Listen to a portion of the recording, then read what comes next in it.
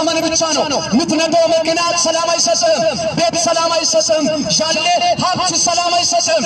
ሰላም የሚሰጥ ኢየሱስ ብቻ ነው። መጽሐፍ ሲናገር ዮሐንስ 14 ላይ አሰባት ጀምሮ እኔ የምሰጣችሁ ሰላም ዓለም እንደሚሰጥ አይደለም፣ ሰላሜን እተውላችኋለሁ፣ ሰላሜን እሰጣችኋለሁ።